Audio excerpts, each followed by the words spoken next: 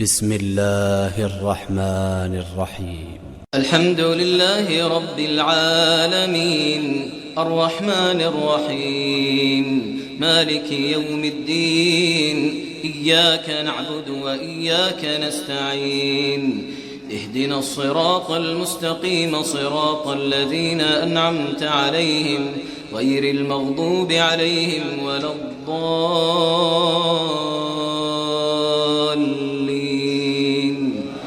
آمين. بسم الله الرحمن الرحيم. ألف لام ميم ذلك الكتاب لا ريب فيه هدى للمتقين الذين يؤمنون بالغيب ويقيمون الصلاة ومما رزقناهم ينفقون والذين يؤمنون بما أنزل إليك وما أنزل من قبلك وبالآخرة هم يوقنون أولئك على هدى من ربهم وأولئك هم المفلحون. إن الذين كفروا سواء عليهم أأنذرتهم أم لم تنذرهم لا يؤمنون ختم الله على قلوبهم وعلى سمعهم وعلى أبصارهم غشاوة ولهم عذاب عظيم. ومن الناس من يقول آمنا بالله وباليوم الآخر وما هم بمؤمنين يخادعون الله والذين آمنوا وما يخدعون إلا أنفسهم وما يشعرون في قلوبهم مرض فزادهم الله مرضا ولهم عذاب أليم بما كانوا يكذبون. وإذا قيل لهم لا تفسدوا في الأرض قالوا إنما نحن مصلحون ألا إنهم هم المفسدون ولكن لا يشعرون. وإذا قيل لهم آمنوا كما آمن الناس قالوا أنؤمن كما آمن السفهاء ألا إنهم هم السفهاء ولكن لا يعلمون. وإذا لقوا الذين آمنوا قالوا آمنا وإذا خلوا إلى شياطينهم قالوا إنا معكم إنما نحن مستهزئون الله يستهزئ بهم ويمدهم في طغيانهم يعمهون. أولئك الذين اشتروا الضلالة بالهدى فما ربحت تجارتهم وما كانوا مهتدين. مثلهم كمثل الذي استوقد نارا فلما أضاءت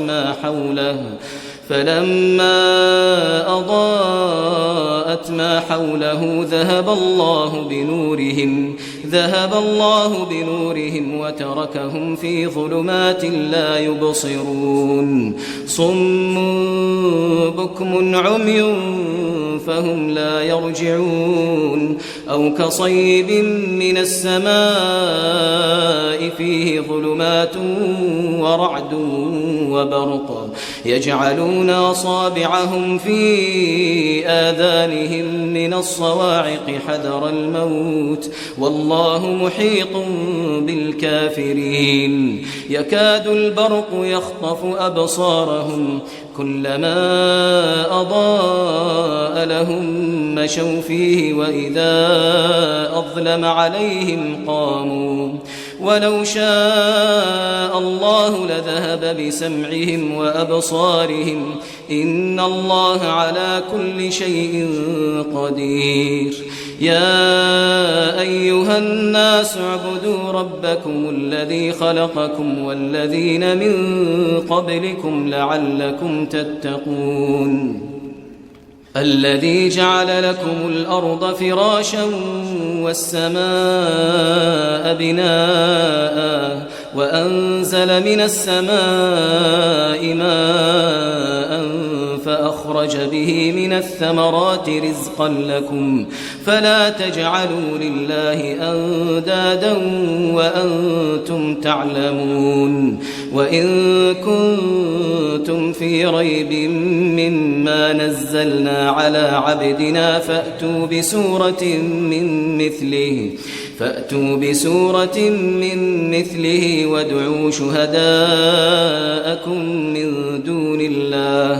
وادعوا شهداءكم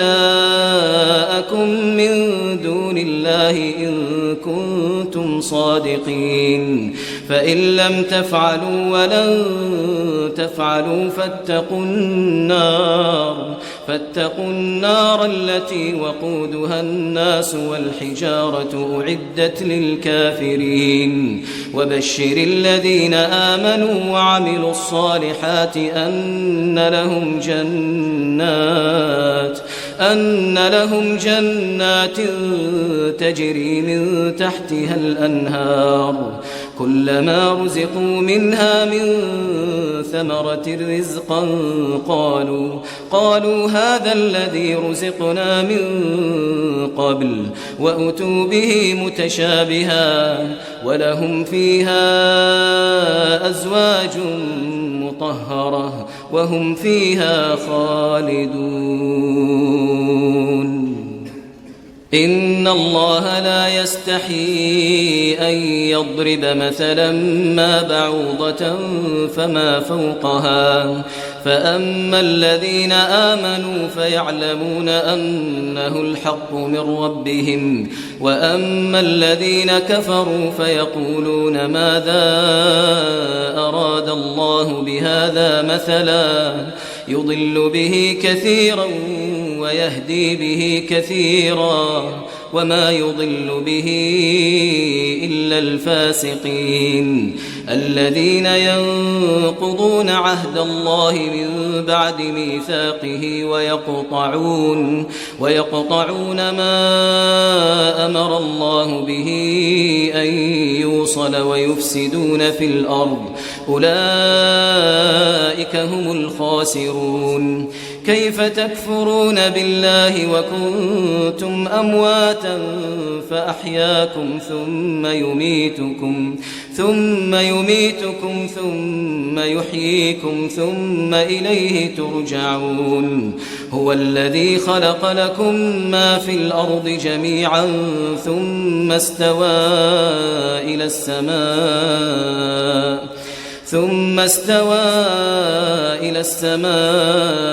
فسواهن 7 سماوات وهو بكل شيء عليم وإذ قال ربك للملائكة إني جاعل في الأرض خليفة قالوا أتجعل فيها من يفسد فيها ويسفك الدماء ونحن نسبح بحمدك ونقدس لك قال إني أعلم ما لا تعلمون وعلم آدم الأسماء كلها ثم عرضهم على الملائكة فقال أنبئوني بأسماء هؤلاء إن كنتم صادقين قالوا سبحانك لا علم لنا إلا ما علمتنا إنك أنت العليم الحكيم قال يا آدم أنبئهم بأسمائهم فلما أنبأهم بأسمائهم قال ألم أقل لكم إني أعلم غيب السماوات والأرض وأعلم ما تبدون وما كنتم تكتمون وإذ قلنا للملائكة اسجدوا لآدم فسجدوا إلا إبليس أبى واستكبر وكان من الكافرين وقلنا يا آدم اسكن أنت وزوجك الجنة وكلا منها رغدا حيث شئتما ولا تقربا هذه الشجرة فتكونا من الظالمين فأزلهما الشيطان عنها فأخرجهما مما كانا فيه وقلنا اهبطوا بعضكم لبعض عدو ولكم في الأرض مستقر ومتاع إلى حين فتلقى آدم من ربه كلمات فتاب عليه إنه هو التواب الرحيم قلنا اهبطوا منها جميعا فإما يأتينكم مني هدى فمن تبع هداي فلا خوف عليهم ولا هم يحزنون والذين كفروا وكذبوا بآياتنا أولئك أصحاب النار هم فيها خالدون يا بني إسرائيل اذكروا نعمتي التي أنعمت عليكم وأوفوا بعهدي أوف بعهدكم وإياي فارهبون وآمنوا بما أنزلت مصدقا لما معكم ولا تكونوا أول كافر به ولا تشتروا بآياتي ثمنا قليلا وإياي فاتقون ولا تلبسوا الحق بالباطل وتكتموا الحق وأنتم تعلمون وأقيموا الصلاة وآتوا الزكاة واركعوا مع الراكعين أتأمرون الناس بالبر وتنسون أنفسكم وأنتم تتلون الكتاب أفلا تعقلون واستعينوا بالصبر والصلاة وإنها لكبيرة إلا على الخاشعين الذين يظنون أنهم ملاقو ربهم وأنهم إليه راجعون يا بني إسرائيل اذكروا نعمتي التي أنعمت عليكم وأني فضلتكم على العالمين واتقوا يوما لا تجزي نفس عن نفس شيئا ولا يقبل منها شفاعة ولا يؤخذ منها عدل ولا هم ينصرون وإذ نجيناكم من آل فرعون يسومونكم سوء العذاب يذبحون أبناءكم ويستحيون نساءكم وفي ذلكم بلاء من ربكم عظيم وإذ فرقنا بكم البحر فأنجيناكم وأغرقنا آل فرعون وأنتم تنظرون وإذ واعدنا موسى 40 ليلة ثم اتخذتم العجل من بعده وأنتم ظالمون ثم عفونا عنكم من بعد ذلك لعلكم تشكرون وإذ آتينا موسى الكتاب والفرقان لعلكم تهتدون وإذ قال موسى لقومه يا قوم إنكم ظلمتم أنفسكم اتخاذكم العجل فتوبوا إلى بارئكم فاقتلوا أنفسكم ذلكم خير لكم عند بارئكم فتاب عليكم إنه هو التواب الرحيم. وإذ قلتم يا موسى لن نؤمن لك حتى نرى الله جهرة فأخذتكم الصاعقة وأنتم تنظرون ثم بعثناكم من بعد موتكم لعلكم تشكرون وظللنا عليكم الغمام وأنزلنا عليكم المن والسلوى كلوا من طيبات ما رزقناكم وما ظلمونا ولكن كانوا أنفسهم يظلمون. وإذ قلنا ادخلوا هذه القرية فكلوا منها حيث شئتم رغدا وادخلوا الباب سجدا وقولوا حطة نغفر لكم خطاياكم وسنزيد المحسنين. فبدل الذين ظلموا قولا غير الذي قيل لهم فأنزلنا على الذين ظلموا رجزا من السماء بما كانوا يفسقون. وإذ استسقى موسى لقومه فقلنا اضرب بعصاك الحجر فانفجرت منه 12 عينا قد علم كل أناس مشربهم كلوا واشربوا من رزق الله ولا تعثوا في الأرض مفسدين. وإذ قلتم يا موسى لن نصبر على طعام واحد فادع لنا ربك يخرج لنا مما تنبت الأرض من بقلها وقثائها وفومها وعدسها وبصلها قال أتستبدلون الذي هو أدنى بالذي هو خير اهبطوا مصرا فإن لكم ما سألتم وضربت عليهم الذلة والمسكنة وباءوا بغضب من الله ذلك بأنهم كانوا يكفرون بآيات الله ويقتلون النبيين بغير الحق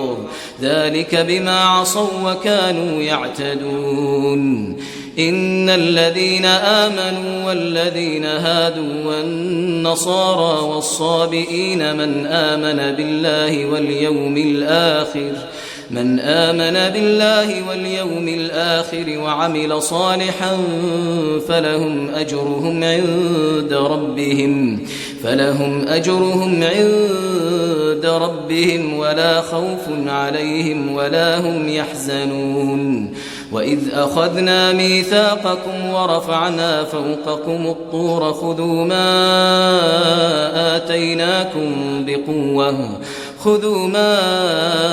آتيناكم بقوة واذكروا ما فيه لعلكم تتقون ثم توليتم من بعد ذلك فلولا فضل الله عليكم ورحمته لكنتم من الخاسرين. ولقد علمتم الذين اعتدوا منكم في السبت فقلنا لهم كونوا قردة خاسئين فجعلناها نكالا لما بين يديها وما خلفها وموعظة للمتقين. وإذ قال موسى لقومه إن الله يأمركم أن تذبحوا بقرة قالوا أتتخذنا هزوا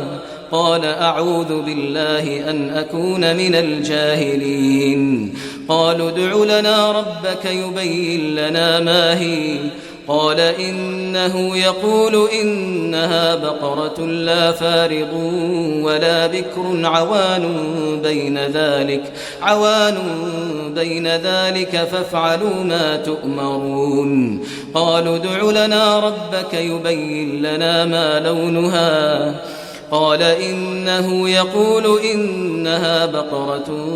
صفراء فاقع لونها تسر الناظرين قالوا ادع لنا ربك يبين لنا ما هي إن البقرة شابه علينا وإنا إن شاء الله لمهتدون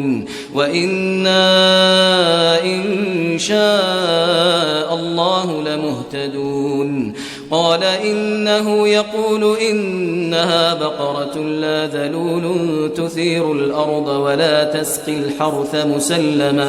مسلمة لا شية فيها قالوا الآن جئت بالحق فذبحوها وما كادوا يفعلون وإذ قتلتم نفسا فادارأتم فيها والله مخرج ما كنتم تكتمون فقلنا اضربوه ببعضها كذلك يحيي الله الموتى ويريكم آياته لعلكم تعقلون ثم قست قلوبكم من بعد ذلك فهي كالحجارة أو أشد قسوة وإن من الحجارة لما يتفجر منه الأنهار وإن منها لما يشقق فيخرج منه الماء وإن منها لما يهبط من خشية الله وما الله بغافل عما تعملون أفتطمعون أن يؤمنوا لكم وقد كان فريق منهم يسمعون كلام الله ثم يحرفونه من بعد ما عقلوه وهم يعلمون وإذا لقوا الذين آمنوا قالوا آمنا وإذا خلا بعضهم إلى بعض قالوا أتحدثونهم بما فتح الله عليكم ليحاجوكم به عند ربكم أفلا تعقلون أولا يعلمون أن الله يعلم ما يسرون وما يعلنون ومنهم أميون لا يعلمون الكتاب إلا أماني وإن هم إلا يظنون فويل للذين يكتبون الكتاب بأيديهم ثم يقولون هذا من عند الله ليشتروا به ثمنا قليلا فويل لهم مما كتبت أيديهم وويل لهم مما يكسبون وقالوا لن تمسنا النار إلا أياما معدودة قل أتخذتم عند الله عهدا فلن يخلف الله عهده أم تقولون على الله ما لا تعلمون بلى من كسب سيئة وأحاطت به خطيئته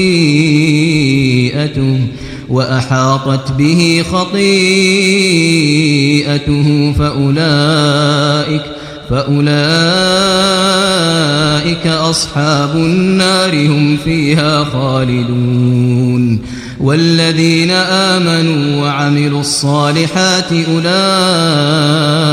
أصحاب الجنة هم فيها خالدون وإذ أخذنا ميثاق بني إسرائيل لا تعبدون إلا الله وبالوالدين إحسانا وذي القربى واليتامى والمساكين وقولوا للناس حسنا وأقيموا الصلاة وآتوا الزكاة ثم توليتم إلا قليلا منكم وأنتم معرضون وإذ أخذنا ميثاقكم لا تسفكون دماءكم ولا تخرجون أنفسكم من دياركم ثم أقررتم وأنتم تشهدون ثم أنتم هؤلاء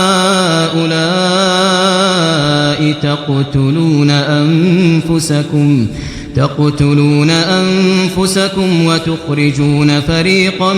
منكم من ديارهم تظاهرون عليهم بالإثم والعدوان وإن يأتوكم أسارى تفادوهم وهو محرم عليكم إخراجهم أفتؤمنون ببعض الكتاب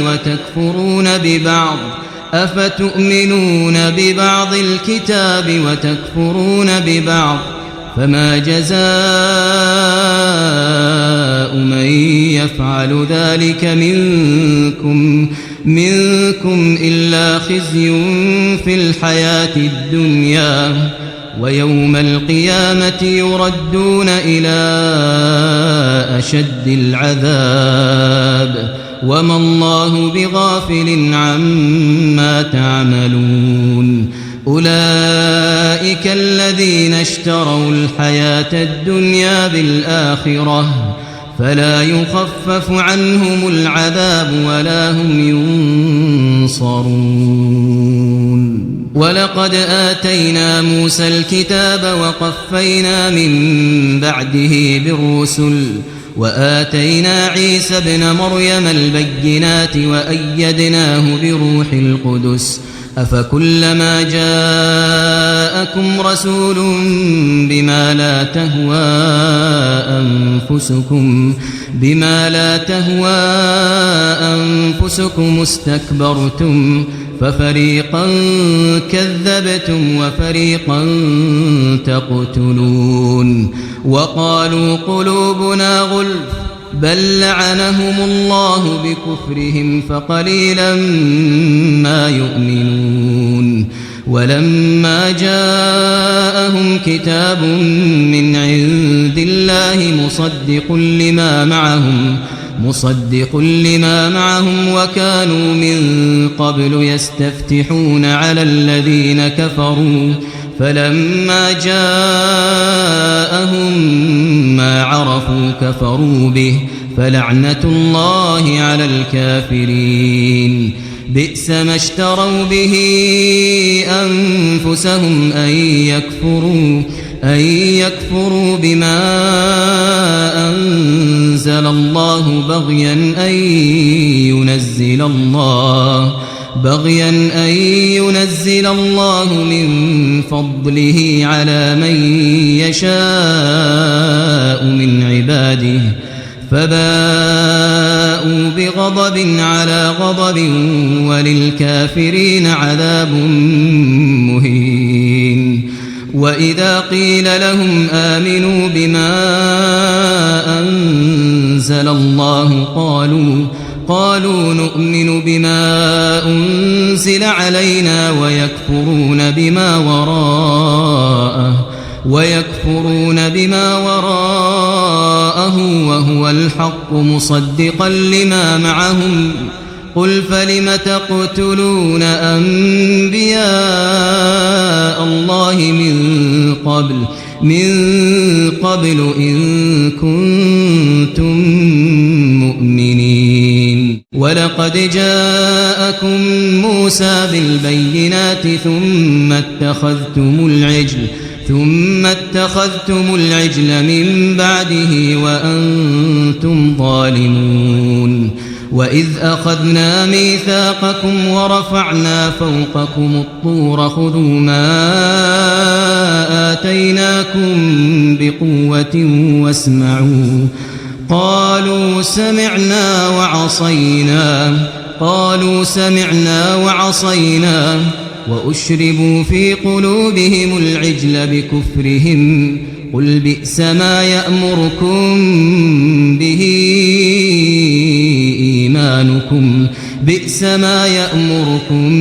به إيمانكم إن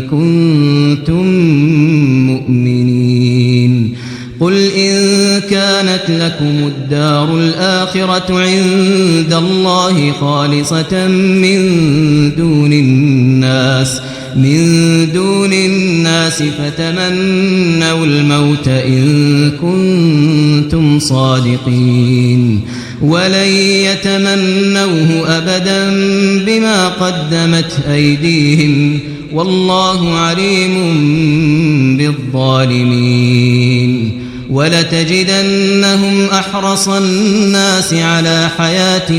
ومن الذين أشركوا يود أحدهم لو يعمر 1000 سنة وما هو بمزحزحه من العذاب أن يعمر والله بصير بما يعملون قل من كان عدوا لجبريل فإنه نزله على قلبك بإذن الله مصدقا لما بين يديه وهدى وبشرى للمؤمنين من كان عدوا لله وملائكته ورسله وجبريل وميكال فإن الله عدو للكافرين ولقد أنزلنا إليك آيات بينات وما يكفر بها إلا الفاسقون أوكلما عاهدوا عهدا نبذه فريق منهم بل أكثرهم لا يؤمنون ولما جاءهم رسول من عند الله مصدق لما معهم نبذ فريق من الذين أوتوا الكتاب كتاب الله وراء ظهورهم كأنهم لا يعلمون واتبعوا ما تتلو الشياطين على ملك سليمان وما كفر سليمان ولكن الشياطين كفروا يعلمون الناس السحر وما أنزل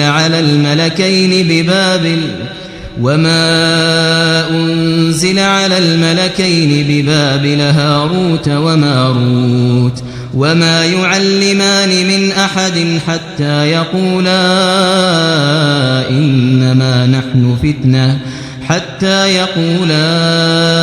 إنما نحن فتنة فلا تكفر فيتعلمون منهما ما يفرقون به بين المرء وزوجه وما هم بضارين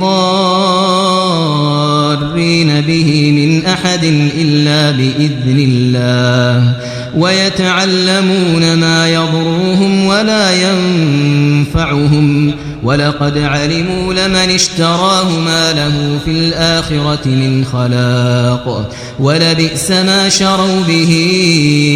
أنفسهم لو كانوا يعلمون ولو أنهم آمنوا واتقوا لمثوبة من عند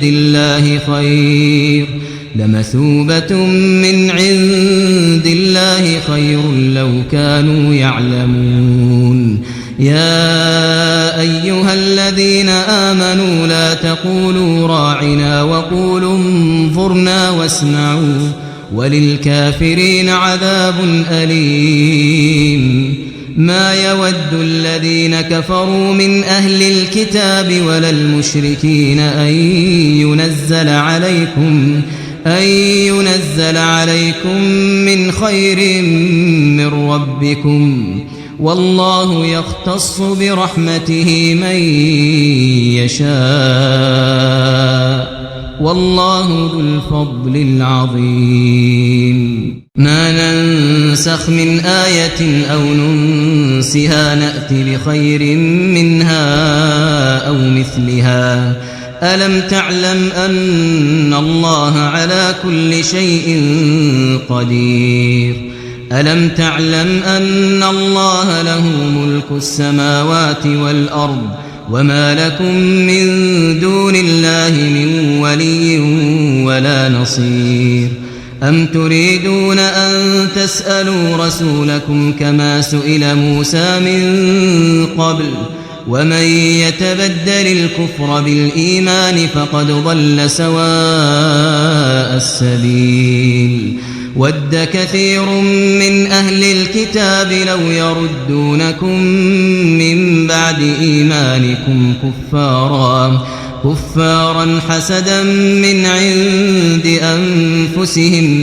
حسدا من عند أنفسهم من بعد ما تبين لهم الحق فاعفوا واصفحوا حتى يأتي الله بأمره إن الله على كل شيء قدير وأقيموا الصلاة وآتوا الزكاة وما تقدموا لأنفسكم من خير تجدوه عند الله إن الله بما تعملون بصير وقالوا لن يدخل الجنة إلا من كان هودا أو نصارى تلك أمانيهم قل هاتوا برهانكم إن كنتم صادقين بلى من أسلم وجهه لله وهو محسن فله أجره عند ربه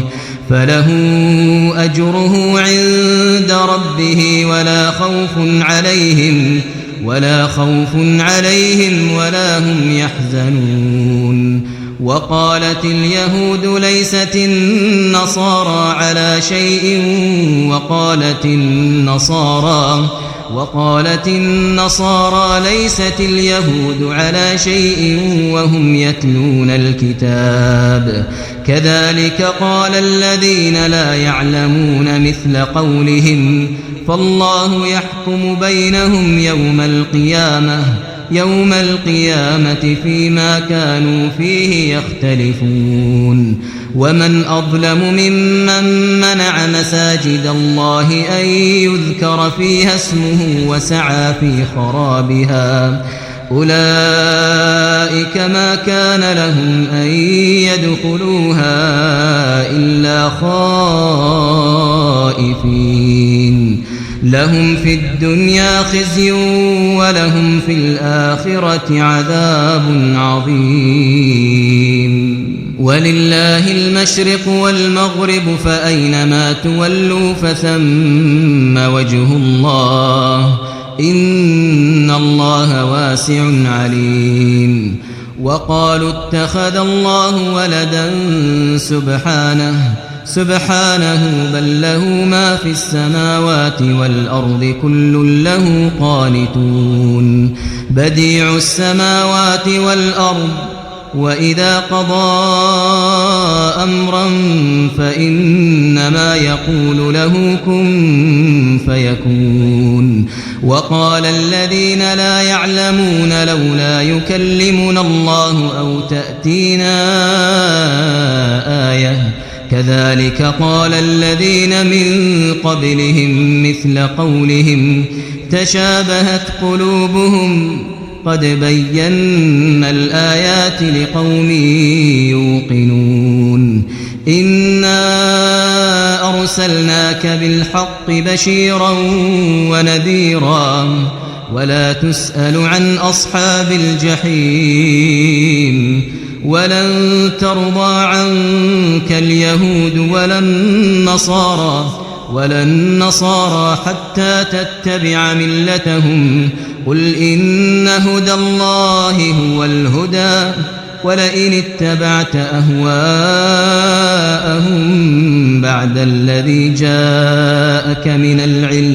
بعد الذي جاءك من العلم ما لك من الله من ولي ولا نصير الذين آتيناهم الكتاب يتلونه حق تلاوته أولئك يؤمنون به ومن يكفر به فأولئك هم الخاسرون يا بني إسرائيل اذكروا نعمتي التي أنعمت عليكم وأني فضلتكم على العالمين واتقوا يوما لا تجزي نفس عن نفس شيئا ولا يقبل منها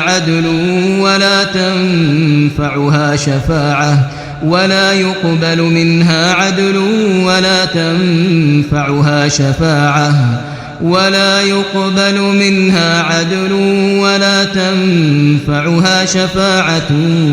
ولا هم ينصرون وإذ ابتلى إبراهيم ربه بكلمات فأتمهن قال إني جاعلك للناس إماما قال ومن ذريتي قال لا ينال عهد الظالمين وإذ جعلنا البيت مثابة للناس وأمنا واتخذوا من مقام إبراهيم مصلى وعهدنا إلى إبراهيم وإسماعيل أن طهرا بيتي للطائفين والعاكفين والركع السجود وإذ قال إبراهيم رب اجعل هذا بلدا آمنا وارزق أهله من الثمرات من آمن منهم بالله واليوم الآخر قال ومن كفر فأمتعه قليلا ثم أضطره إلى عذاب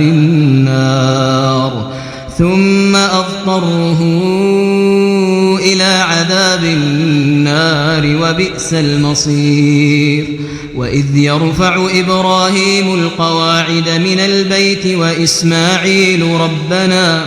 ربنا تقبل منا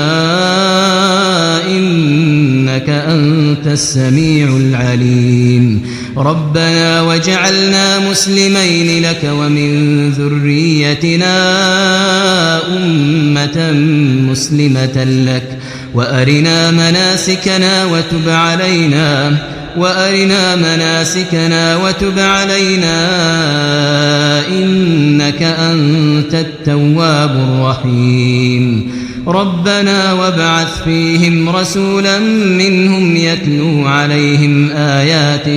يتلو عليهم آياتك ويعلمهم الكتاب والحكمة ويزكيهم إنك أنت العزيز الحكيم ومن يرغب عن ملة إبراهيم إلا من سفه نفسه ولقد اصطفيناه في الدنيا وإنه في الآخرة لمن الصالحين إذ قال له ربه أسلم قال أسلمت لرب العالمين ووصى بها إبراهيم بنيه ويعقوب يا بني إن الله اصطفى لكم الدين فلا تموتن إلا وأنتم مسلمون أم كنتم شهداء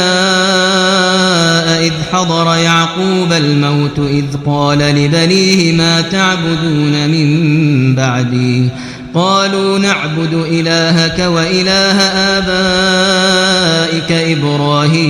إبراهيم وإسماعيل وإسحاق إلها واحدا ونحن له مسلمون تلك أمة قد خلت لها ما كسبت ولكم ما كسبتم ولا تسألون عما كانوا يعملون وقالوا كونوا هودا أو نصارى تهتدوا قل بل ملة إبراهيم حنيفا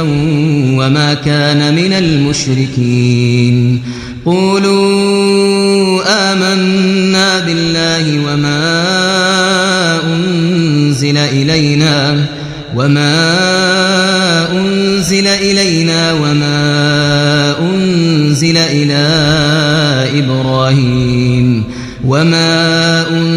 إلى إبراهيم وإسماعيل وإسحاق ويعقوب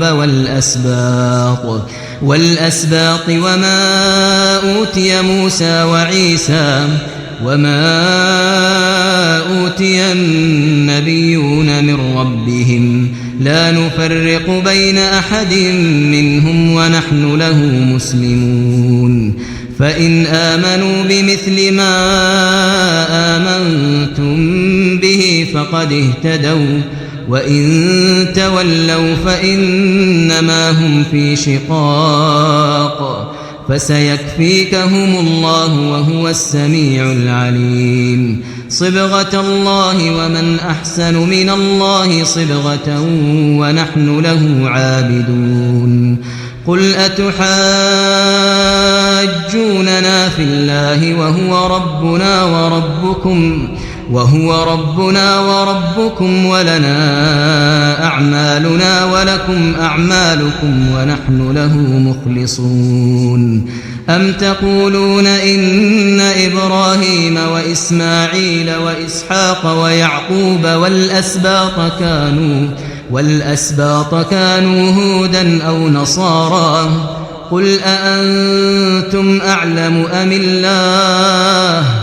ومن أظلم ممن كتم شهادة عنده من الله وما الله بغافل عما تعملون تلك أمة قد خلت لها ما كسبت ولكم ما كسبتم ولا تسألون عما كانوا يعملون